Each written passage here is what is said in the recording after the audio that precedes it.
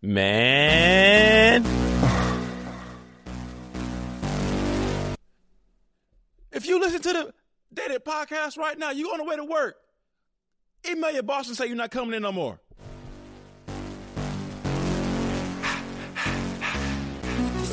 If you're running late to work right now, you had a fun Sunday, you had a late, fun Sunday, and you late to work already, turn your car around, go home.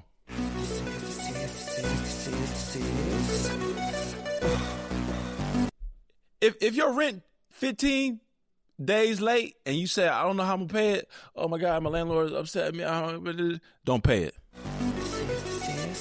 Don't pay that. It'll be all right. I got 100 hugs and 100 kisses. Nigga, I'm from Ohio.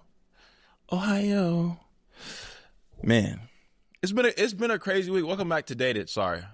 This is Dated, a show that investigates love. We're back, man. It's been one of those weekends. All right. It's one of those weekends that, you know what, bro? I hope we make it out alive. Okay. It's one of those weekends where I think everybody knew going into the spring, summer in New York City, the winter that we had, when all my friends were, oh my God, it's 75 degrees outside in March. Oh my God. All my friends in LA, all my friends in San Francisco. Oh my God, the weather's so nice. Oh, y'all still chilly. It's 80 degrees in April. Yeah, I get it, nigga. But you know what we've been doing in New York City as of late? Having the time of our motherfucking lives. Welcome to Dated, man.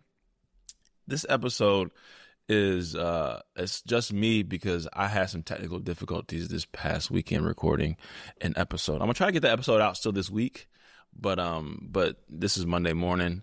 I'm hungover, dehydrated, and I said I still need to feed the people and talk to them directly about what has happened this weekend. This is coming out same day. This is like fresh off the press. This is shoot around. All right, so I'm getting intimate with y'all because y'all love me and I love y'all so much. But man, if you're in New York City right now, this is going to be one of the summers, I think, of our lives. And I've never lived in New York a day in my life outside of the last year and a half. But it has that feeling. We got a new mayor, Mom Donnie, who's turned up. You know what I'm saying? My mayor's Muslim. I say my mayor's Muslim. My bagels are Jewish, and my rent's high. I don't know what the third thing was, but anyway, Mom Donnie's lit. You know what I'm saying? Got the city on lock, clean. Everybody fucks with him heavy. The weather is going to be the weather. We had a long summer. We had a long winter. So we just outside, man. It's been a good time. But the Knicks, if you're not a Knicks fan, I think, unless you were like a 76ers fan or a Celtics fan, everybody in the city was happy to see the Knicks win. It was one of those things where it had been so long since the Knicks have been good. The team is likable that everybody that was just in the city was just, whether a fake fan, whatever you want to call it, was just happy to see the Knicks win. All right, I'm a Lakers fan.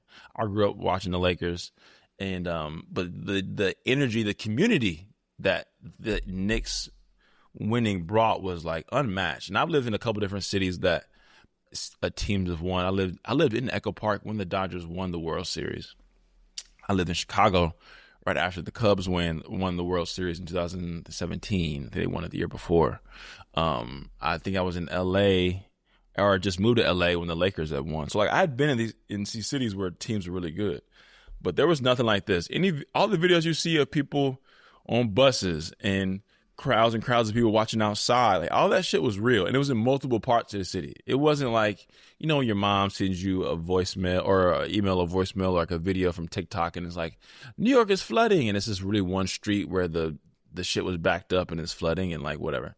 No, this was all over from Lower Manhattan to Brooklyn, different parts of Brooklyn, Williamsburg, Bed-Stuy, Fort Greene. Like people were just outside. You couldn't just like walk 3 blocks and not see some kind of block party for watching the game. And I think it's hard to hate on that as someone who like enjoys community. I think most people that live in New York enjoy community and enjoy learning from each other. And it was just an amazing week, man. Like the finals run, I think Game 5 was at its peak, even though they weren't even here in New York City. And it was just a good time. And that was this past week. I guess that Saturday? Yeah, it was Saturday. And then yesterday, if you listen to this the day it comes out on June 15th, on Sunday there was this thing called the Layout at Fort Greene. And if you don't live in Brooklyn, you don't understand how small Black Brooklyn is. Black Brooklyn is it's like high school almost. And I didn't realize that until this event. So the event was beautiful. It was chill, low key, just people outside, selling drinks and nutcrackers. And but there's a lot of Black people. I saw every single woman that I've text, called, or emailed, I saw in Brooklyn this weekend. Every DM, email, letter. Oh, hey, we texted so. I DM'd you this time, that time. Oh, you remember we matched? We matched once? I thought we might have matched once. Every Black lady I've ever been in dialogue with, I saw in Brooklyn this weekend, specifically Fort Greene. It's a problem. It was the last episode I made a joke about places to cheat. Fort Greene in the summer is the opposite place to cheat. You're going to see your family, a couple of different families that you started all in one place. Block parties are the worst place to cheat probably in New York City. Black block parties. Because I saw everybody. Luckily, I was just chilling with the homies. I wasn't on nothing. I wasn't on that creep shit. But for better or for worse, you're going to see everybody at a block party in Brooklyn, for better or for worse. But it was cool to see a bunch of people that I had not seen in a minute. Some homies that I didn't even know were there. So it was just kind of bopping around. And this is like what, Spike Lee, like Do the Right Thing and all these like movies that glorify New York. This is the time when you take advantage of New York. And I saw a couple of people also. A lot of y'all came up to me, when we were at this party on Sunday yesterday in Fort Greene.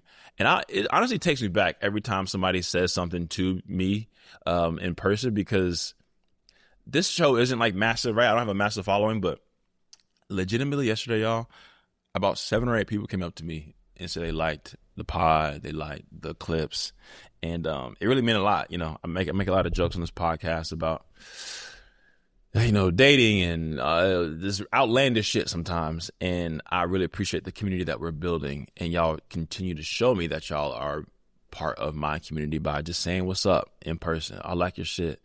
In various levels of like, some trying to holler. Sometimes some of y'all are just being really cool and chill and just like, man, like your stuff is so funny. So I really do appreciate y'all saying what's up and supporting the pod, supporting the clips, supporting me. However, I had somebody that I didn't even realize was at the show came up to me, that show that I had at Bushwick Comedy Club last month, and I didn't even recognize him. So it's like that real community thing we're building, and I'm really excited about finishing out the year really, really strong. But I know I mentioned his name a second ago. We got to protect Spike Lee at all costs. We got to wrap Spike Lee in like linen and like Egyptian cotton and like swaddle him like a little baby. All right, Spike Lee, he deserves every piece of fandom, every piece of happiness he has. Spike Lee deserves it. I don't know what we got to do is, caress his old little man head or something, and carry him on our backs from Fort Greene to Brooklyn to Manhattan. But we got to protect Spike Lee at all costs. This nigga is a national treasure. It's the same nigga that made Malcolm X. You know what I'm saying? The same nigga that made Do the Right Thing. He is New York through and through, and it's really cool to see him be happy. Older black people be happy. People that the same demographic of people that are also being like pushed out of Brooklyn. And it was a lot of white people in Brooklyn, but in general though, it did feel like for all the issues that we have as a city, New York has as a city, and I feel like I can barely say we because I'm just now getting my feet wet into the city. The Knicks winning was like a unifying thing. Like it was one of those things where black, white, whatever, people were just together and having, fun. At least here in Brooklyn. I wasn't in the city. I wasn't in Upper West Side, Upper East Side. I wasn't in Queens. Here in Brooklyn, Fort Greene, it was like people were just outside enjoying themselves. So that was really cool to see. Last thing on sports. Once again, this will be a little bit of a shorter episode because I had some technical difficulties. But last thing on sports. I'm a big UFC fan, and these niggas make it harder and harder to be a UFC fan. In UFC, Ultimate Fighting, MMA, I grew up around boxing. My stepdad was a professional boxer. growing up. And so I like fighting. I like fight sports. I say that. But they had the White House. They had a match at the a fight card at the White House, which was met with a lot of disgruntled feedback, and like people like, why is this at the White House, et cetera, et cetera. This is becoming even overtly politicized, even though the UFC, the person who runs the UFC, this guy named Dana White, has aligned himself with Trump many a time over. But the cosign to go to the White House is like almost 100% like we're one and the same. So that was one part. Just having it at the White House was kind of weird. The second part that was weirder was the fact that on every commercial was like some weird military like propaganda. Like I was with someone watching the game, and they weren't from America. And so as she was watching it, she was like, this is crazy. And like seeing someone see America in a different lens around you helps you understand how fucked America is right now. Because it did feel like propaganda. They had the fighters walking out the Oval Office, and they had, the orchestra playing, and between every fight there was some recruiting commercial, or it was some, America the Proud, America the Great. It was, usually those fights is like energy drink commercials, or it's, betting FanDuel commercials, like dick pills, whatever. But for it to be almost exclusively propaganda was really strange. And I think being around people that aren't from America, you realize truly how fucked we are. But enough sports. I want to get into our favorite segment of the week, DM of the week. Once again, this is a short week, a short Monday pod with just you and I talking to you, little cute little babies. And I want to give you a couple of DMs that I received into my little old DMs. Once again, before I say DM of the week, make sure you keep shooting your shot in DMs, make connections, connect with people. And if someone doesn't reply to you, that's okay. But fuck it, at least you tried. First DM of the week that I got this week. This was maybe one of my favorites of all time. She says, I kind of need that, maybe biblically. I kind of need that, maybe biblically. What do you mean, maybe biblically? And what is that? She just replied naked. Nothing. There was no, hey, I like what you just did. I like that shirt you have. I like how you look in this specific picture. She just said that. She shot her shot off the dribble. I'm not mad at that. I don't know what needing that biblically means. That feels kind of not religious in a way. Whatever that is, that could just mean, hey, I need that shirt you have on. I need that hat you have. Or it can be my dick. I don't know. But shout out to you for shooting your shot, because you know what? It's summertime. It's time to shoot. Second and last one, also very funny. You look like somebody's daddy, but I like it. See, now you're playing with me. Because I'll be joking about, look, the Knicks winning, it's going to be a whole generation of kids that are Knicks babies. We had COVID babies. COVID babies were strong. COVID babies was, they was holding their head up in 2 months and shit. They was walking in 8 months, and big, healthy, stress-free babies. It's going to be a whole generation of New York Knicks baby. Bodega Brunson Johnson. Carl Anthony Mike Brown Jenkins. You know what I'm saying? OG Phil Jackson the third Ewing. You know what I'm saying? Madison Square Smith. Like it's going to be a generation. I mean, it probably started this weekend. We'll see. Maybe next March, February, March, April. It's going to be some, some Puerto Rican Day Parade babies, some Knicks babies. We're outside. It felt feral outside yesterday, this past weekend in New York City. It felt like people were like, you know what? I'm ready to settle down and start a situation with somebody, a family specifically. And I can see that. So you look like somebody's daddy, but I like it. I'm not mad at that either, because you know what? I won't say that. By the time you're listening to this, I'm not somebody's daddy, but a couple weeks, we'll see. I don't know. We'll see. I'm being safe. But at a certain point, you got to be like, all right, well, it is what it is. I'm 33. But yeah, a couple really good DM shots. I appreciate those DM shots. I kind of need that, maybe biblically. And you look like somebody's daddy, but I like it. I like that too. All right, before we close out the episode, it's a very short Monday emergency episode. This is every episode I end a kind of a hot take, kind of a, maybe not a toxic take, but like something I wouldn't say at the top of the episode. The East African, all right. You know that term 90s fine, like, oh, she's 90s fine. She's 90s fine, 90s fine, 90s fine. Nia Long, you know what I'm saying? That kind of vibe. Being in New York is a very multicultural city, all right? It's something about the East African shorties. It's like, that's like original recipe black fine. I don't know what it is. Like, they look stoic. It's something about them where it's like, you not 90s fine. You're BC fine. Anciently fine. Not in the ancient as in you look ancient, but you like original. You like the first fine. Like, you're the derivative of the first fine black lady ever. Sorry, I don't know what it is. I don't know if it's the it's something about the face where it's like, yeah, you look different in a way that we should have a couple of different conversations about just life in general. And when I say life, I mean you and I starting a life together. But maybe if I'm wrong, let me know. But that's my one spicy hot take. It's really not even spicy. It's really bigging up all the beautiful East African joints in the city of New York. I know DC got a lot of them too. I need a DC run. I don't know if Rose Bar is still available or around. I need a Rose Bar run. I need a park day. Last time I was in DC, I told you I was on leave, but I'm still here. Last time I was in DC, I had a really fun time at Park. And if you live in DC, let me know if Park still is available or if that's canceled or whatever. But we got to Park at probably like 3:30 for like a day party. We did not leave Park until about 12:31.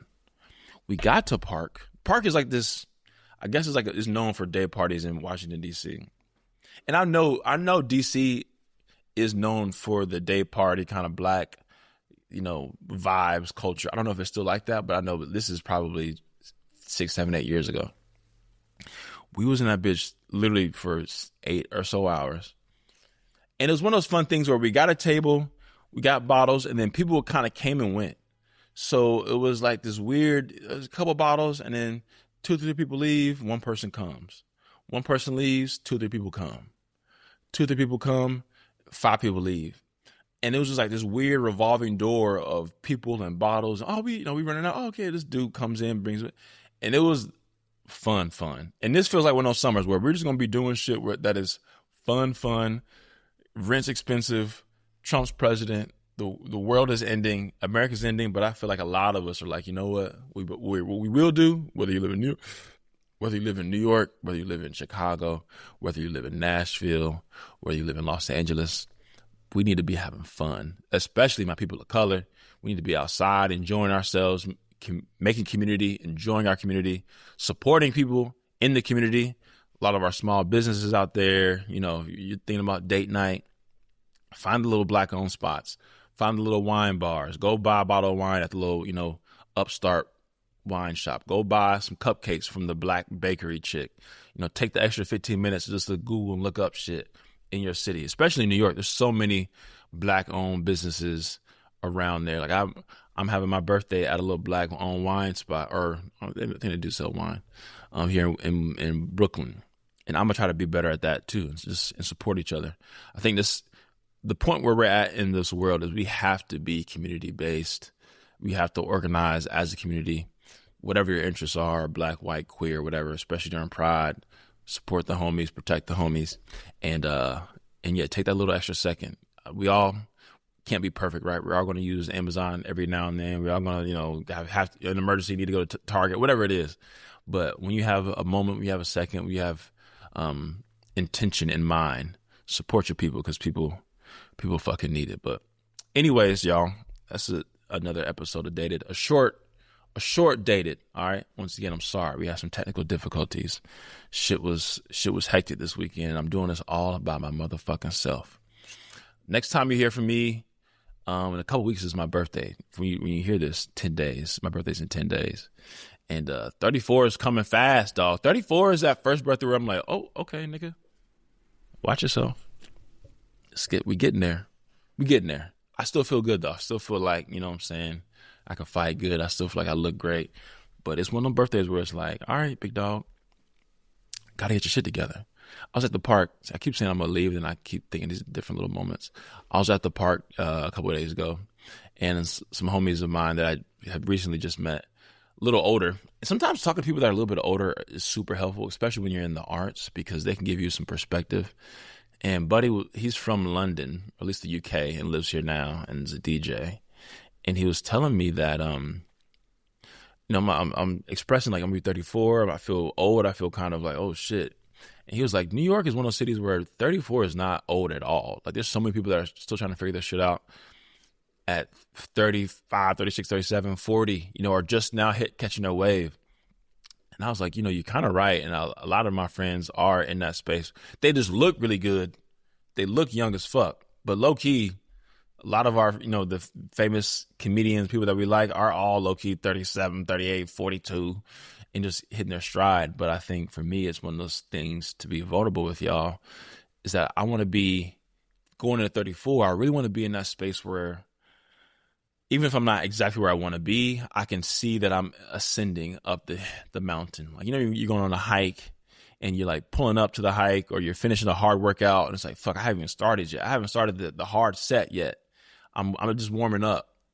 I want to be like taking that, like getting those reps in it during the hard set. I want to starting to climb that first little push up the mountain and seeing that, okay, we're ascending. We're not at the mountaintop. We're not finished with the workout. We're not cooling down yet. But I want to really see myself in a position where things are ascending. And I think you all listening, watching, coming up to me in person is helping remind me that I am ascending, that I am in the space where things are happening, things are growing. I'm doing better than ever. And that means a lot. It really does mean a lot. And it's legitimately yesterday, like 7 or 8 people came up to me saying they fuck with the pod and fuck with Dated, and it does a lot for someone that's doing all this by themselves. No one asked me to do it, and in a space where podcasting does almost feel cheesy sometimes. Like, oh, I have a podcast, and we say some ridiculous things on here at times, and I hope y'all know it's all in jest, and we want to have fun conversations. But anyways, another episode of Dated. Love y'all so much. Enjoy the summer, especially if you're in New York City. And if you're not in New York City, enjoy the summer. Call your friends, call your mama. I love you so much. Mwah, mwah, mwah.